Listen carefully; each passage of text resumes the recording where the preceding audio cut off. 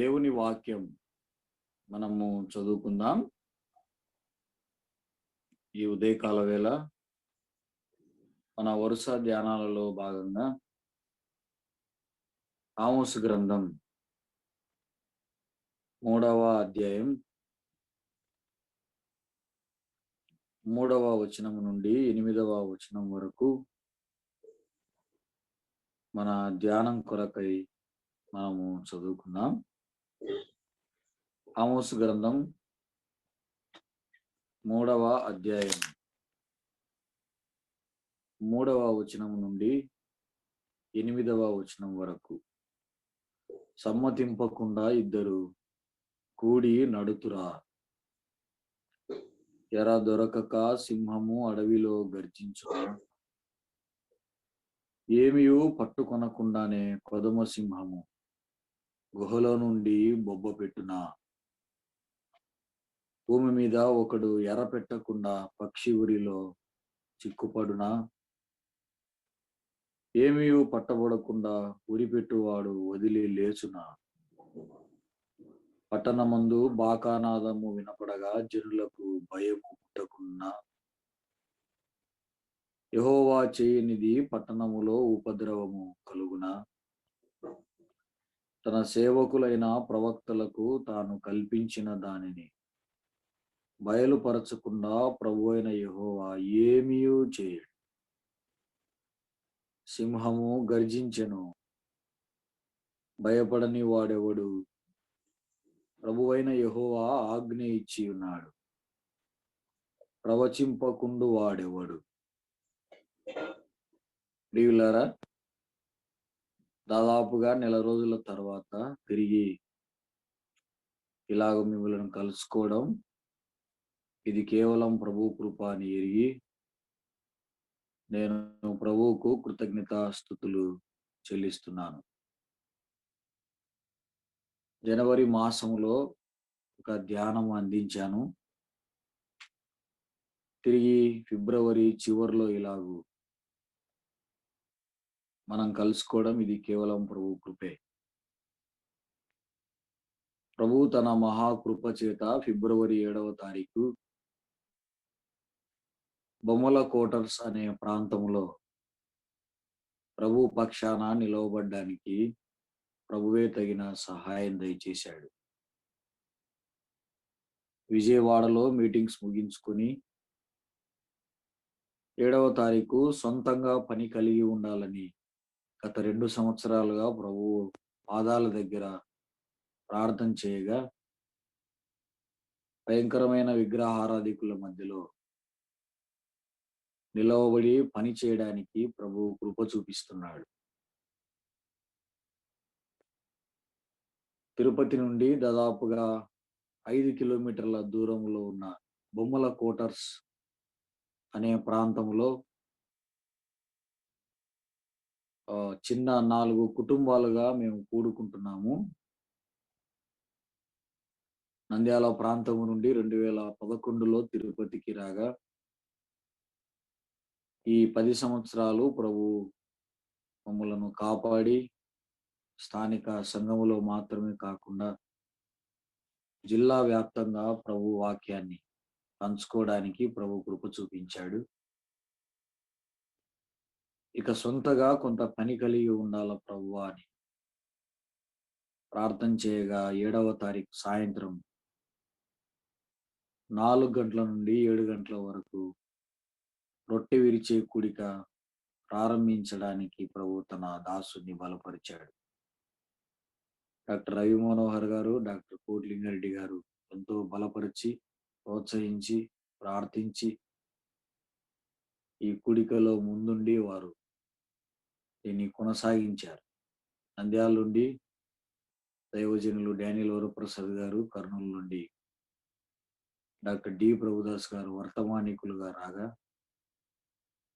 చిత్తూరు జిల్లాలో ఉన్న దాదాపుగా 29 సంఘాల వారు 29 సంఘాల వారు హాజరయ్యి మాతో సహవాసం చేసి మాతో కూడా ప్రభువును ఆరాధించారు. మీరు కూడా మా కొరకు ప్రార్థించారని ఎరిగి మీ అందరికీ నా హృదయపూర్వక వందనాలు తెలియజేస్తున్నాను. అగాపే క్రిస్టియన్ అసెంబ్లీ బొమ్మల కోటర్స్ తిరుపతి అనే పేరు ఈ సహవాసానికి పెట్టడం జరిగింది. ప్రియులారా, మీరు ఎప్పుడైనా సరే తిరుపతికొచ్చినప్పుడు మా చిన్న సహవాసాన్ని మీరు దర్శించి మాకు వాక్య సహాయం చేయాలని నేను కోరుకుంటున్నాను. మంచిది ప్రియులారా, మన ఎదుట ఉన్న ఈ సమయంలో ఈ శబ్ద యంత్రాల ద్వారా గత కొన్ని సంవత్సరాలుగా జరుగుతున్న ఈ పరిచర్యలో ప్రభువు మనల్ని ఇలాగ కలుపుతూ ఉన్నాడు. ఈ ఉదయకాల వేళ నేను చివరి క్లాస్ ఎంతవరకు చెప్పానో నాకు తెలియదు. ఎంత ఆలోచన చేసినా నాకు అది గుర్తుకు కూడా రాలేదు. గనుక 3వ అధ్యాయంలోనే ఉన్నానని నాకు ఒక ఆలోచన. 3వ అధ్యాయం దాదాపుగా ఈ 4 భాగాలుగా మనం విభజించుకోవడానికి, అంటే ధ్యానం చేయడానికి మనకు సులువుగా ఉంటుంది. మొదటి 2 వచనాలలో దేవుడు ఎవరో లేదా యెహోవా ఎవరో ఇశ్రాయేలు ప్రజలకు జ్ఞాపకం చేసుకుంటున్నాడు. తానెవరో ఈ ఆమోసు కాలములో ఉన్న తరము వారికి, షోమ్రోనులో ఉన్న ఇశ్రాయేలీయులకు, యెరూషలేములో ఉన్న యూదా బెన్యామీను గోత్రాల వారికి దేవుడు తాను ఎవరో జ్ఞాపకం చేస్తున్నాడు. ఇక 3వ వచనము నుండి 8వ వచనం వరకు the first message to the Israels, ఇశ్రాయేలీయులకు మొదటి ఉపదేశం. ఇంతవరకు ఉపదేశాలు చేయలేదు ఆమోసు. ఇక 3వ అధ్యాయం నుండి ఉపదేశాలు మొదలయ్యాయి. ద ఫస్ట్ మెసేజ్, ఇశ్రాయేలు ప్రజలకు దేవుని ఉపదేశం. 9, 10 వచనాలు షోమ్రోను యొక్క పాపము, 10 గోత్రాలకు రాజధాని పట్టణమైన షోమ్రోను యొక్క పాపము. 11 నుండి చివరి వరకు ఆ పాపమునకు వచ్చు శిక్ష. పాపము, దానికి కలిగెడు శిక్ష. ఇలాగూ విభజించుకొని ధ్యానం చేయడానికి మనకు సులువుగా ఉంటుంది. 3వ అధ్యాయంలో యెహోవా తాను ఎవరో ఆలకించుడి అనే మాట మనము చూడగలం. 4వ అధ్యాయము మొదటి వచనములో ఆలకించుడి, 5వ అధ్యాయము మొదటి వచనములో ఆలకించుడి, ఆలకించుడి, ఆలకించుడి. ఈ 3 అధ్యాయాలలో ఆమోసు చేసిన ప్రసంగాలు మనకు కనబడతాయి, లేదా దేవుడు వెళ్ళి చెప్పమన్న సంగతులు ఈ 3 అధ్యాయాలలో మనకు కనబడతాయి. మీరు ఆలకించండి, మీరు ఆలకించండి. 3వ అధ్యాయం మొదటి వచనం 2వ వచనంలో ఇశ్రాయేలీయులారా అంటే 10 గోత్రాల వారిని ఉద్దేశించి, ఆయన రప్పించిన కుటుంబము వారినందరిని గూర్చి అన్నాడు. కుటుంబము అనే చోట మనము యాకోబు సంతతి వారు అని మనం రాసుకున్నాం. అంటే 12 గోత్రాల ప్రజలు అని మనము అలా రాసుకున్నాం మన బైబిల్లో. బైబిల్లో మనం ఎందుకు రాసుకోవాలంటే, మనం ఈ లోకం విడిచి వెళ్ళిపోయిన తర్వాత మన పిల్లలు మన బైబిల్ తెరచి చూడాలి, మన నోట్స్లు తెరచి చూడాలి. మా నాన్నగారు ప్రభు దగ్గరికి వెళ్ళిపోయిన తర్వాత మా నాన్నగారు బైబిల్ తెరచి చూచారు. దాదాపుగా 4 సార్లు బైబిల్ కంప్లీట్ చేసినట్టుగా అందులో ఆయన నోట్ చేసుకున్నాడు. తన జీవితంలో 4 సార్లు కంప్లీట్ చేసినట్లుగా అలా మార్కింగ్ చేసి పెట్టుకున్నాడు. ప్రభుదాసయ్య గారు ప్రభు దగ్గరికి వెళ్ళిపోయిన తర్వాత తన బైబిల్ సంచి భక్తులు పరిశీలించారు. ఏమున్నాయి ఇందులో? చిన్న చిన్న వర్తమానాలు రెడీ చేసుకున్న కాగితాలు అందులో కనబడ్డాయి. డయాఫ్రాము, పాటల పుస్తకం, బైబిల్ అంతే. ఏమీ లేవు అందులో. చిన్న చిన్న కాగితాలు అలాగ బైబిల్ సంచిలో ఉండిపోయినాయి. మనం ప్రభు దగ్గరికి వెళ్ళిపోయిన తర్వాత పిల్లలు ఆస్తులు ఎక్కడున్నాయో, అంతస్తులు ఎక్కడున్నాయో వెతకడానికి వీల్లేదు. ఒకవేళ వెతికినా ఏం కనబడడానికి వీల్లేదు. మన బైబిల్‌లో ఏముందో పిల్లలు వెతకాలి. అందుకే బైబిల్ మనం అలాగ రాసుకున్నాం.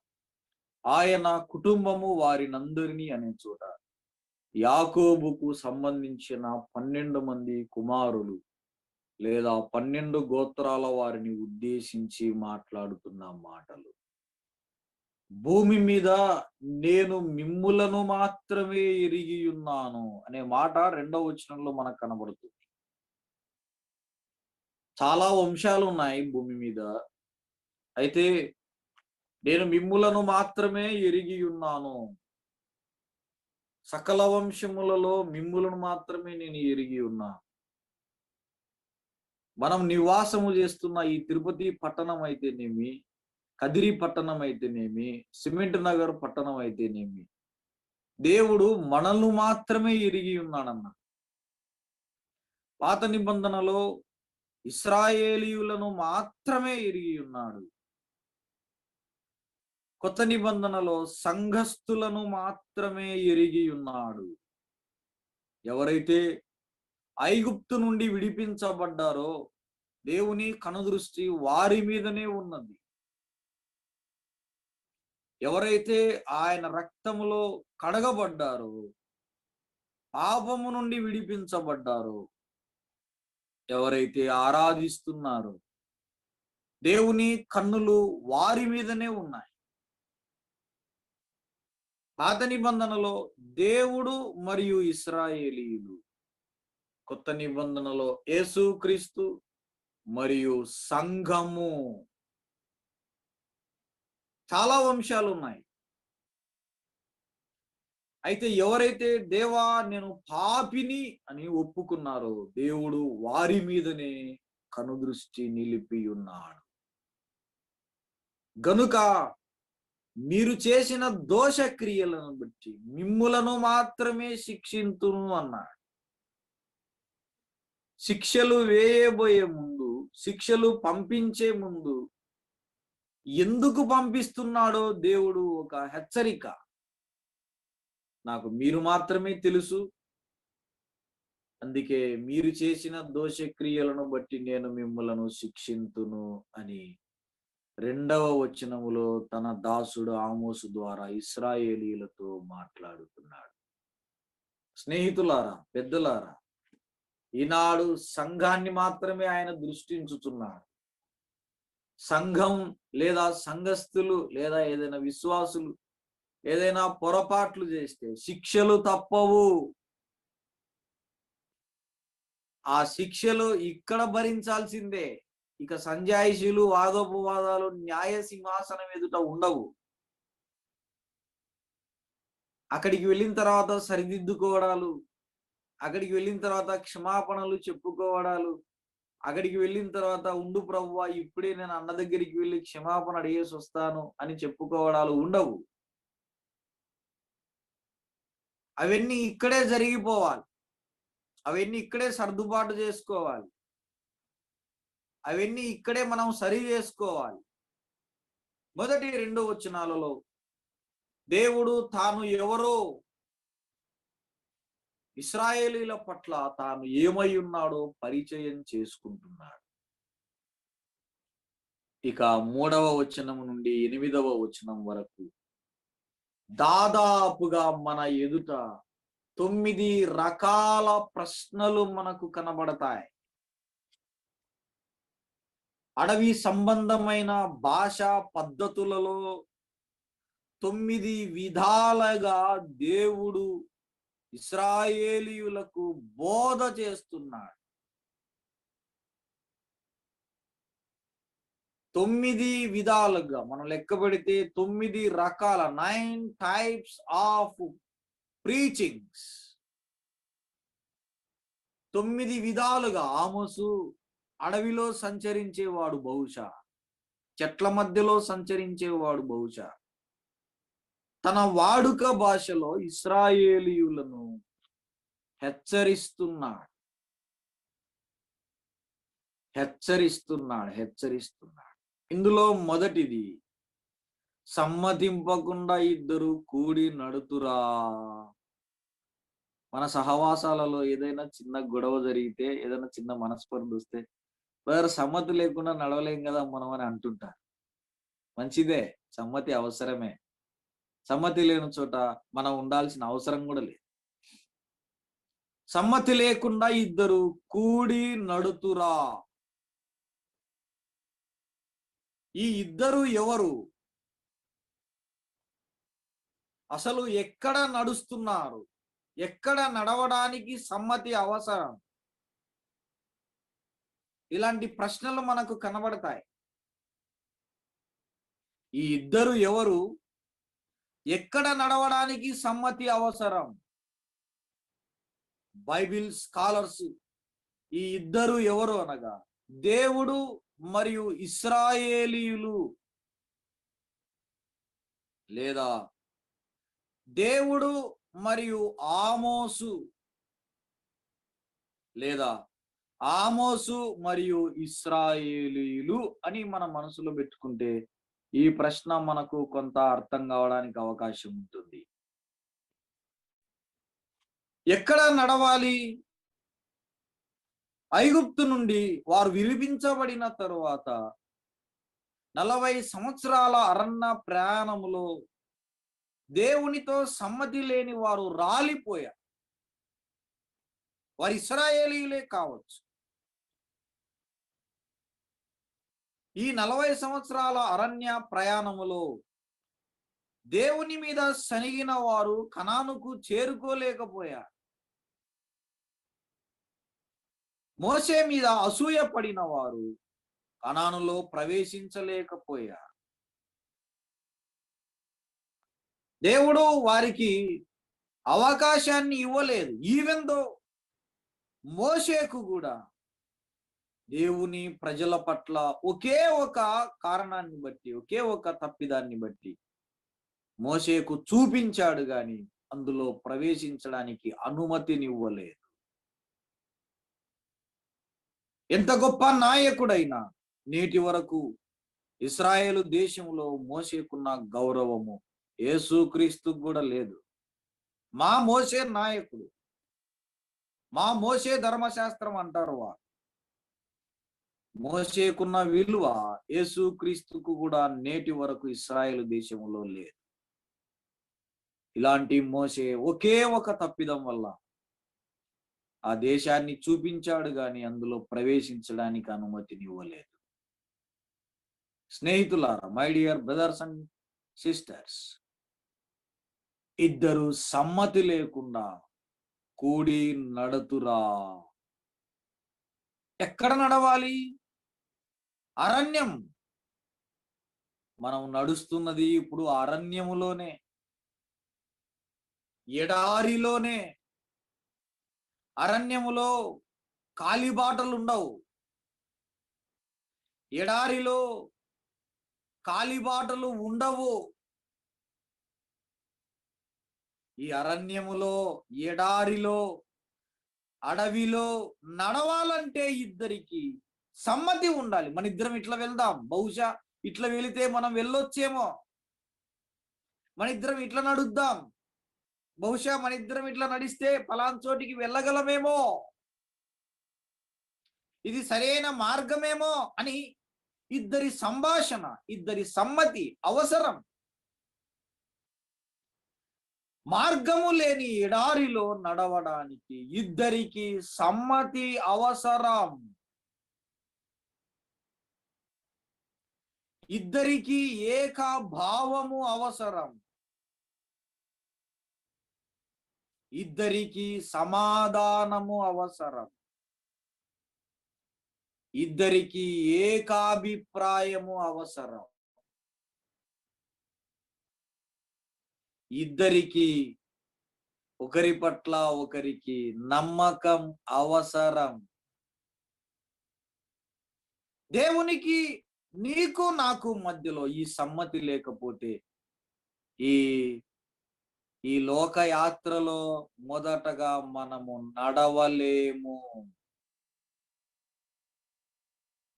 మన పాపాలు ఒప్పుకొని దేవునితో సమాధానము లేకపోతే ఈ లోకములో మనము నడవలేము. బైబిల్ గ్రంథములో ఇలాగూ దేవునితో నడచిన భక్తులు మన దగ్గర ఉన్నారు.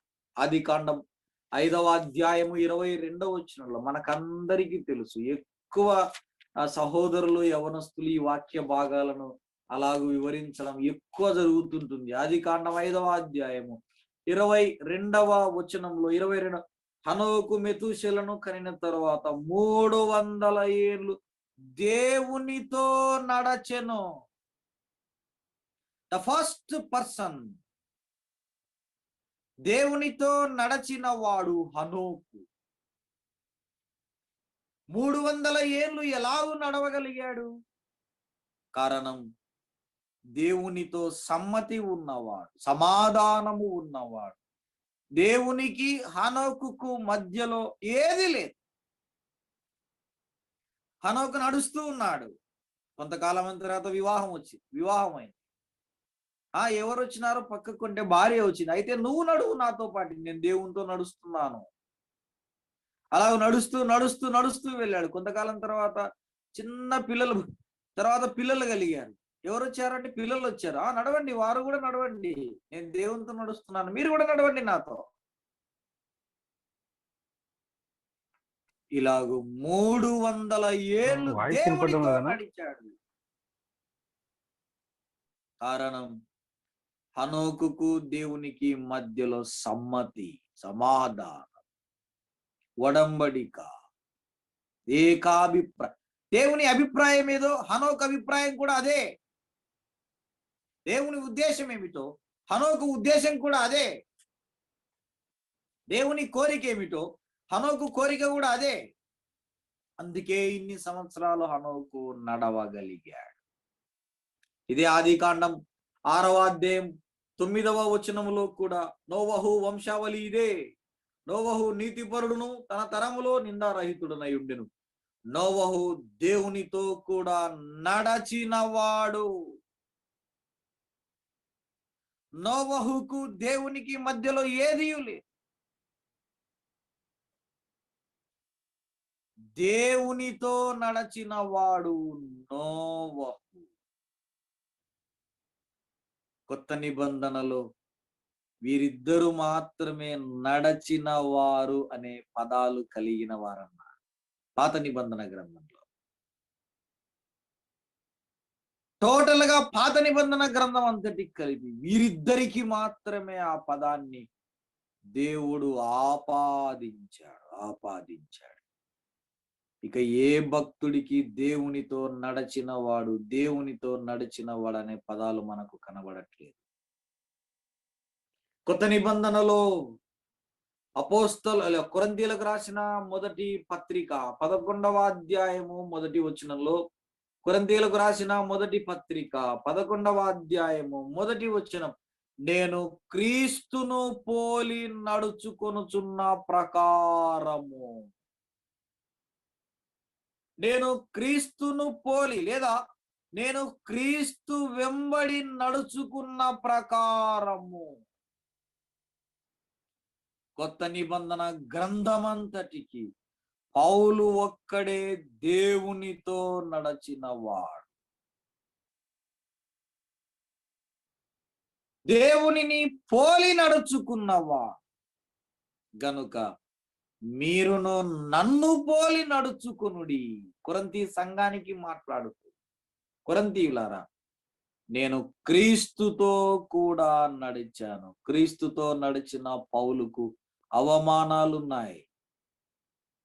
క్రీస్తుతో నడిచిన పౌలుకు కొరడా దెబ్బలు ఉన్నాయి.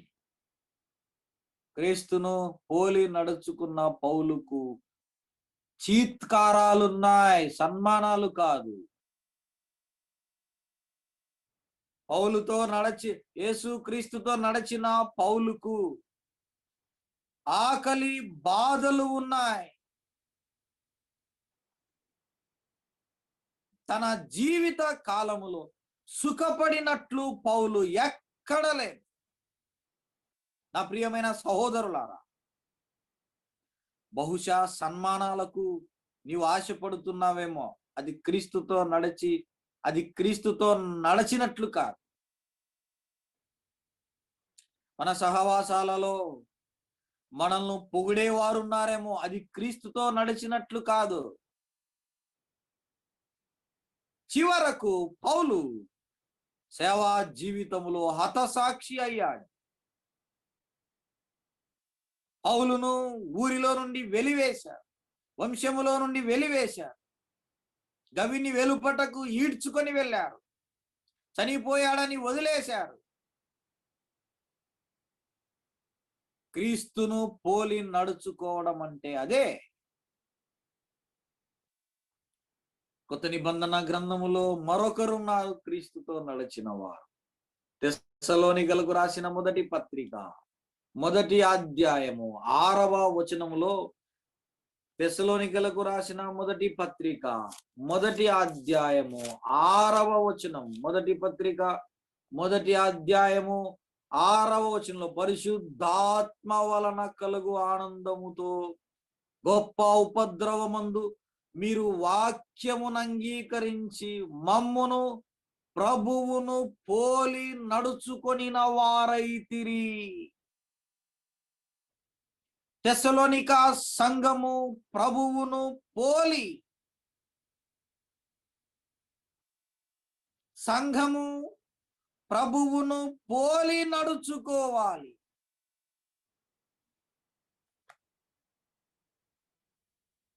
పాత నిబంధనలో హనోకు, నోవహు, కొత్త నిబంధనలో పౌలు, సంఘము. ఈనాడు మనం సహవాసం చేస్తున్న సంఘము క్రీస్తును పోలి నడుచుకుంటున్నారా? లేకపోతే కానిస్టేబుల్ చెప్పినట్టు, సబ్ ఇన్స్పెక్టర్ చెప్పినట్టు వారిని పోలి మనం నడుచుకుంటున్నామా? ఎవరిని పోలి మనం నడుచుకుంటున్నాం? మనం సహవాసం చేస్తున్న స్థానిక సంఘాలు ఎవరిని పోలి నడుచుకుంటున్నాయి? సంఘస్థులు ఎవరిని పోలి నడుచుకుంటున్నారు? మా సంఘ పెద్ద ఎంతో ప్రార్థనా పరుడన్నా అని సంఘస్థులు చెప్పుకుంటున్నారా? మా సంఘ పెద్ద, మా సేవకుడు మాట్లాడితే దయగల మాటలు మాట్లాడతారన్నా. మా సంఘ పెద్దలు, మా సేవకులు మా కన్నీరు తుడిచేవారన్నా అని చెప్పుకుంటున్నారా? లేకపోతే మాకు కన్నీళ్లు తెప్పించేవారు అని చెప్పుకుంటున్నారా? మా సంఘ పెద్దలు, మా సేవకులు వాక్యము ప్రకారం నడుచుకుంటున్నారన్నా. వారిని చూస్తే మేము కూడా వాక్యం ప్రకారం నడుచుకోవాలని ఉద్దేశాలు కలుగుతున్నాయని చెప్పుకుంటున్నారా? ఏం చెప్పుకుంటున్నారు మన గురించి? మన గురించి ఏం చెప్పుకుంటున్నారు విశ్వాసులు? తెస్సలోనిక సంఘస్థులు వాక్యమును అంగీకరించి పౌలును ప్రభువును పోలి నడుచుకున్నవా? మమ్మును ప్రభువును పోలి నడుచుకొనిన వారైతిరి అనే పదము తెస్సలోనిక సంఘానికి మాత్రమే వ్రాయబడింది. యవనస్తులారా, ఎవరిని పోలి నడుచుకుంటున్నారు? యవనస్తులతో ఎక్కువగా మేము సంభాషిస్తూ ఉంటాం. వారి హెయిర్ కటింగ్ వాళ్ళ నాన్న మాదిరి, వాళ్ళ సంఘస్థుల మాదిరి ఉండవు. ఎవరో సినిమా యాక్టర్ల మాదిరి వారి హెయిర్ కటింగ్ ఉంటుంది. ఏం తమ్ముడు, ఎవరిని పోలి హెయిర్ కటింగ్ నేర్చుకున్నావు? ఎవరిని పోలి హెయిర్ కటింగ్ చేయించుకున్నావు అని అడుగుతుంటాం. బహుశా మీ సంఘ పెద్దలు చెప్పారా ఇట్లా చేసుకోవాలని? మీ సేవకులు చెప్పారా? మీ సేవకుడు చేసుకున్నాడా, అందుకే నువ్వు ఇట్లా చేసుకున్నట్లున్నావు అని హెచ్చరిస్తుంటాం. అప్పుడు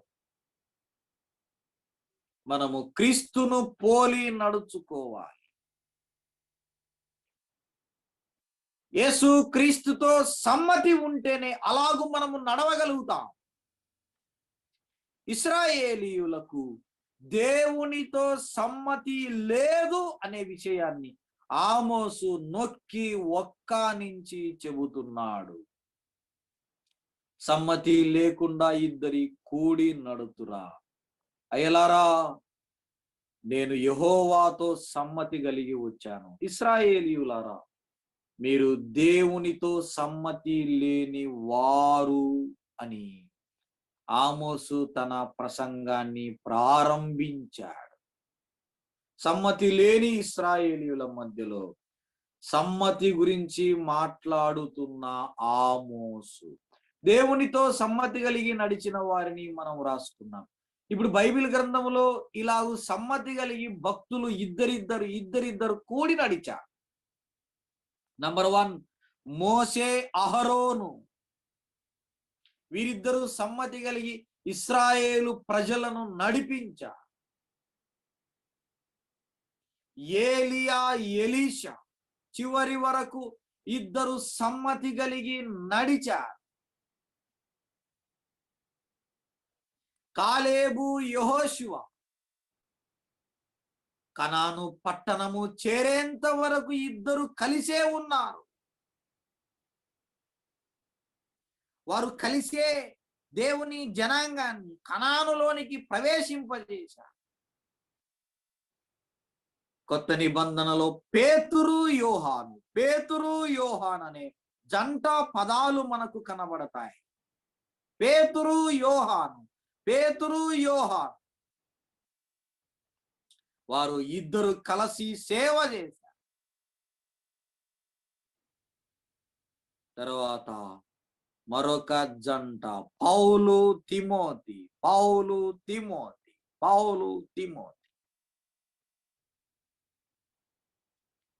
ఇక కుటుంబ రీతిగా మనము చూసుకుంటే అకుల్లా, ప్రిస్కిల్లా ఎక్కడ వ్రాయబడిన వీరిద్దరి పేర్లు అకుల్లా, అకుల్లా. వీరిద్దరు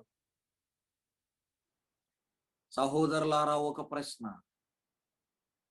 వివాహమైన మనము సేవకు భార్యాభర్తలుగా లేదా పత్రికలు పంచడానికి రోడ్ల మీద ఇద్దరు కలిసి పత్రికలు మనం పంచగలుగుతున్నామా? కుటుంబాలను దర్శించడానికి భార్యాభర్తలుగా మనము కలిసి వెళుతున్నామా? సువార్త ప్రకటించడానికి భార్య, భర్త, పిల్లలు సమ్మతితో మనము వీధులలో నిలబడి పత్రికలు పంచగలుగుతున్నామా? సమ్మతి లేకుండా కూడి నడతురా. నంబర్ 1 ఉంటే దేవునితో సమ్మతి ఉండాలి. దేవునితో సమ్మతి లేకపోతే మరొకరితో నీకు సమ్మతి ఏర్పడి ఉండిండాలి. దాన్నే బైబిల్ గ్రంథములో వేరొక పురుషుడు అని రాయబడింది. వాడే అపవాది. అతని పేరే సాతాను. అతని పేరే దొంగ. అతని పేరే ఈ లోక అధికారి. రెండవ ప్రశ్న, ఎర దొరకక సింహము అడవిలో గర్జించున. గర్జన అనగా యెహోవా వాక్కు. మూడవ ప్రశ్న, ఏమీ పట్టుకొనకుండానే కొదమ సింహము గుహలో నుండి బొబ్బలు పెట్టున. నాలుగవ ప్రశ్న, భూమి మీద ఒకడును ఎర పెట్టకుండా పక్షి ఉరిలో చిక్కుకొనునా. ఏమీ పట్టబడకుండా ఐదవ ప్రశ్న. ఆరో ప్రశ్న, పట్టణమందు బాకానాదము వినబడగా జనులకు భయము పుట్టకుండున. బాకానాదము అంటే శత్రువు రాకను సూచించే శబ్దము. ఇశ్రాయేలీయులారా, మీ మీదికి శత్రువు రాబోతున్నాడు అని ఒక హెచ్చరిక. సమ్మతి లేని మీ మీదికి శత్రువు రాబోతున్నాడు. విరోధులైన మీ మీదికి శత్రువు రాబోతున్నాడు. అదిగో బాకానాదము వినబడుతున్నది. ఇర్మియా గ్రంథము 4వ అధ్యాయము 5వ వచనంలో ఈ బాకా నాదము గురించి కొంత వివరంగా మనకు అర్థం కావడానికి ఇర్మియా గ్రంథం 4వ అధ్యాయము 5వ వచనములో, ఇర్మియా గ్రంథం 4వ అధ్యాయము 5వ వచనములో, యూదాలో సమాచారం ప్రకటించుడి, యెరూషలేములో చాటించుడి, దేశములో బూర ఊదుడి, గట్టిగా హెచ్చరిక చేయడు. ఎట్లనగా ప్రాకారములు గల పట్టణములలోనికి పోవునట్లుగా పోగైరండి, ఒక శబ్దము చేయండి, బాకా నాదము వినిపించుడి. స్నేహితులారా, ఈ రోజు వరకు కూడా ఇశ్రాయేలు దేశంలో ఒక సైరన్ మోగుతుంటాయి. మీకు ఎవరైనా స్నేహితులు ఉంటే యెరూషలేం పట్టణములో అడిగి చూడండి. ఇశ్రాయేలు దేశములో ఒక సైరన్, ఏదైనా యుద్ధము సంభవించగా యెరూషలేం పట్టణం మీదికి లేదా ఇశ్రాయేలు దేశం మీదికి శత్రువులు దాడి చేస్తారు అనంగా దేశం మొత్తం ఒక సైరన్ మోగుతుంది. శత్రువు పొంచి ఉన్నాడు, శత్రువు దండెత్తి వస్తున్నాడు అనగా ఆ దేశం మొత్తం ఒక సైరన్ మోగుతుంది. వెంటంబడే యెరూషలేములో ఉన్నవారు జాగ్రత్త పడిపోతారు. వెంటంబడే వారు కలుగులలోనికి, భూగర్భములోనికి, సురక్షితమైన ప్రాంతాలలోనికి యెరూషలేం పట్టణస్థులు వెళ్ళిపోతారు. పట్టణములో బాకానాదము అనగా నేటి వరకు యెరూషలేం పట్టణములో ఒక సైరన్ మోగుతుంది. శత్రు దేశాలు యుద్ధానికి వస్తున్నారనట. ఇశ్రాయేలీయుల మీ మీదికి శత్రువు వస్తున్నాడు. జాగ్రత్త పడకపోతే మరణము తప్పదు అని ఒక హెచ్చరిక. ఆమోసు చేస్తున్న ఈ ప్రసంగములో ఒక హెచ్చరిక. మీరు జాగ్రత్త పడకపోతే ప్రాణాపాయము తప్పదు, మరణము తప్పదు. ఈ ఉదయకాల వేళ ఇశ్రాయేలు అని ఆనాడు చెప్పాడు. ఇశ్రాయేలు అనగా ఎవరో కాదు, పాపము నుండి విడిపించబడిన వారు అనగా మనమే. దేవునితో సమ్మతి లేకపోతే శత్రువు ముట్టడి తప్పదు. ఎప్పుడెప్పుడు మృంగివేదునా అని గర్జించు సింహము వలె వాడు మన వెంబడి తిరుగుతున్నాడు. కాలు జారితే లాగేద్దాం, అంతే, ఇక సమస్య లేదు, లాగేద్దాం. పాప కూపములోనికి లాగేద్దాం అని మన పాదాల క్రింద వాడు కాచుకొని కూర్చొని ఉన్నాడు. హోషేయ గ్రంథం 5వ అధ్యాయము 8వ వచనంలో కూడా ఒక మాట మనకు కనబడుతుంది. హోషేయ గ్రంథం 5వ అధ్యాయము 8వ వచనంలో కూడా 5వ అధ్యాయం 8వ వచనంలో, గిబియాలో బాకానాదము చేయుడి, రామాలో బూర ఊదుడి, బెన్యామీనీయులారా మీ మీదికి శిక్ష వచ్చుచున్నది. శిక్ష రాబోయే ముందు బాకానాదం, బూర. ఇక ఒకే ఒక్క బూర మోగుతుందన్న, దాన్ని కడబూర అన్నా. కడబూర మ్రోగగానే రెప్పపాటులో నువ్వు, నేను, ఆయన రక్తములో కడగబడిన మనమందరం ఇక ఒకే బూర శబ్దం వినబడాలి. కడబూర మ్రోగగానే మనమందరం రెప్పపాటులో మార్పు చెందుతాం. మధ్యాకాశములో ఆయనను మనం కలుసు. తరువాత ఇశ్రాయేలీల కొరకై దేవుడి భూలోకానికి వస్తాడు. అన్న, భూమి మీదికి యేసుక్రీస్తు వచ్చేది మన కోసం కాదు, ఇశ్రాయేలీల కోసం. మన కోసం మధ్యాకాశానికి వస్తాడు. కడబూరం మ్రోగగానే మనం ఎత్తబడతాం. తర్వాత ఇశ్రాయేలీలకు 7 సంవత్సరాలు మహాశ్రమలు ఉంటాయి. ఆ ఇశ్రాయేలీలు ఈ మహాశ్రమలలో ఏడవగా, మొర్ర పెట్టగా వారి కొరకు ఆయన ఈ భూలోకానికి రాబోతున్నాడు. ఇశ్రాయేలీయులారా, మీరు సమ్మతి లేకుండా నడుస్తున్నారు. మీ మీదికి ఉపద్రవం, యెహోవా చేయనిది పట్టణములో ఉపద్రవము కలుగునా? దేవుడు భూకంపాన్ని పంపించకపోతే భూమి మీద భూకంపాలు కలుగునా? దేవుడు శ్రమలు పంపించకపోతే మన సంఘానికి శ్రమలు వచ్చునా? దేవుడు మనలను శిక్షించాలని అనుకోకుండానే శిక్షిస్తాడా? 8వ ప్రశ్నలో యెహోవా తాను సంకల్పించిన దానిని తన సేవకులైన ప్రవక్తలకు ఎన్నటికీ మరుగు చేయడు. అంటే తాను ఏదైనా చెయ్యాలి అని అనుకుంటే ఖచ్చితంగా చెప్పే చేస్తాడు. చెప్పకుండా ఏది చేయడు. చెప్పకుండా మనం చేస్తాం, కానీ దేవుడు మాత్రం చెప్పే చేస్తాడు. తన సేవకులైన ప్రవక్తలకు ఆయన మరుగు చేయడు. ఆదికాండం 7వ అధ్యాయం 18, 17 వచనాలు, లేదా ఆదికాండం 7వ అధ్యాయం 5, 6, 7 వచనాలలో నోవహు సర్దుకో, నోవహు అన్ని రెడీ చేసుకో, వర్షం పడుతుంది నోవహు, వర్షం పడుతుంది నోవహు, ఖచ్చితంగా పడుతుంది నోవహు.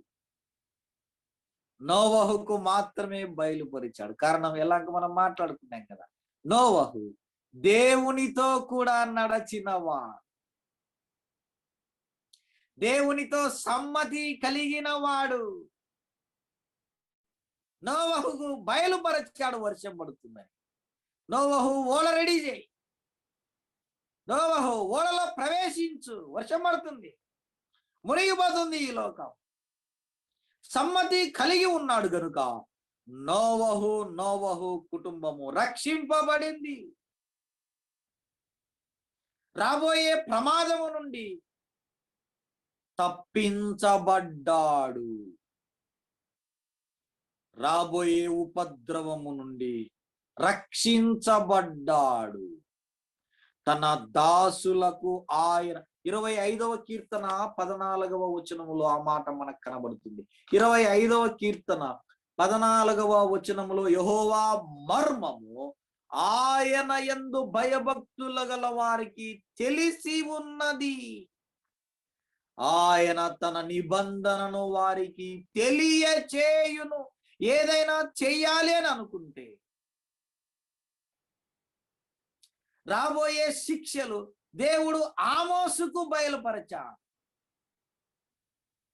ఇశ్రాయేలీయుల మీదికి శత్రువు వస్తున్నాడని దేవుడు ఆమోసుకు తెలియజేశాడు. తన యందు భయభక్తులు కలిగిన వారి, తనతో పాటి నడిచే వారికి, తన యందు నమ్మిక ఉంచిన వారికి, తనతో సమ్మతి కలిగిన వారికి, తనతో సమాధానము కలిగిన వారికి, తనతో ఏకాభిప్రాయము కలిగిన వారికి,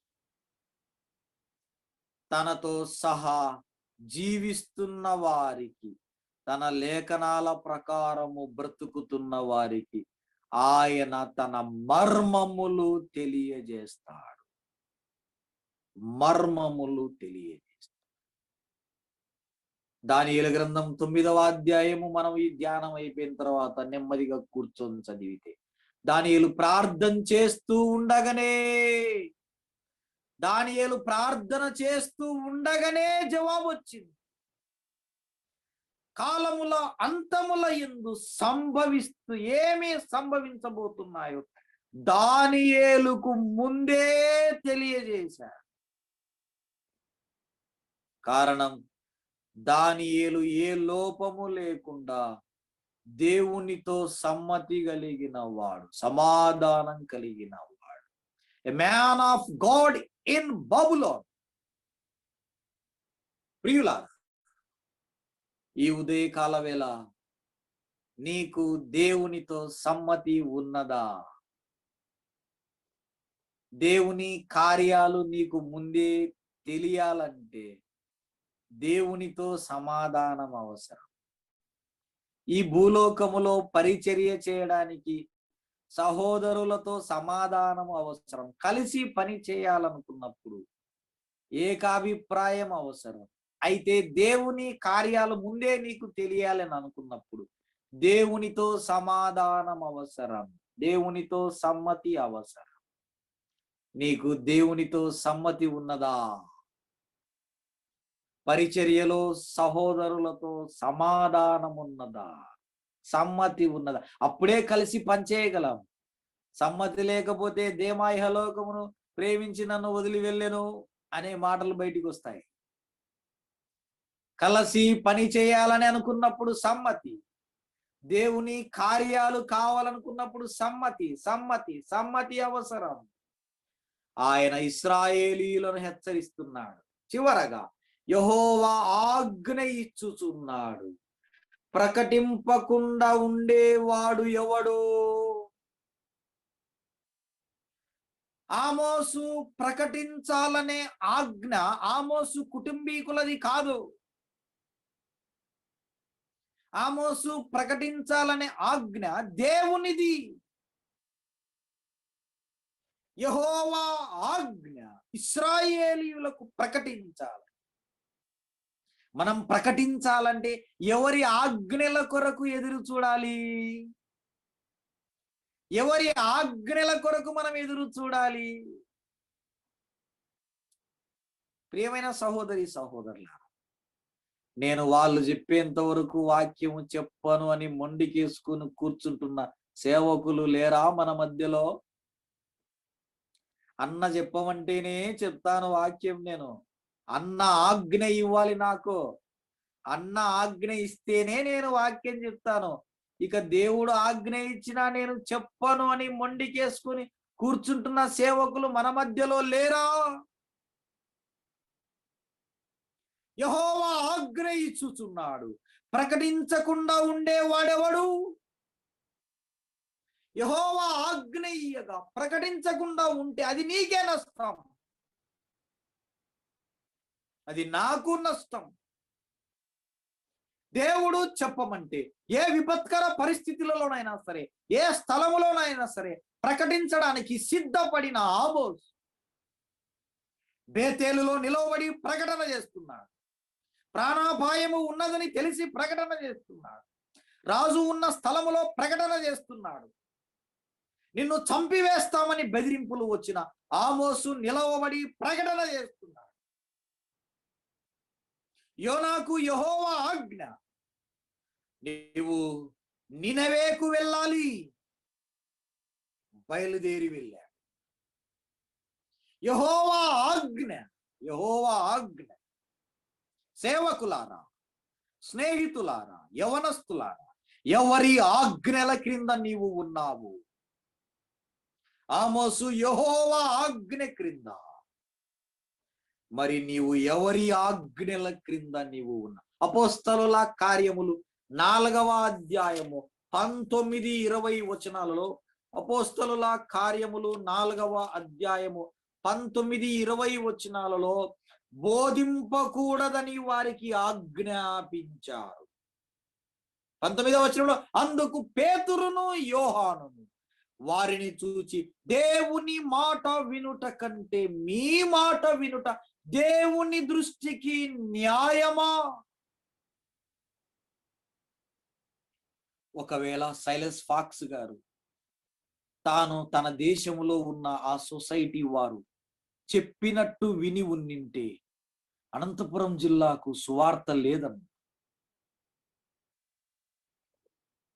ఆ కెనడా దేశంలో వారిచ్చే జీతానికి ఆశపడి సైలస్ ఫాక్స్ గారు అక్కడే ఈయన ఉండింటే ఈనాడు ఎడారితో పోల్చబడిన అనంతపురం జిల్లాకు సువార్త లేదు.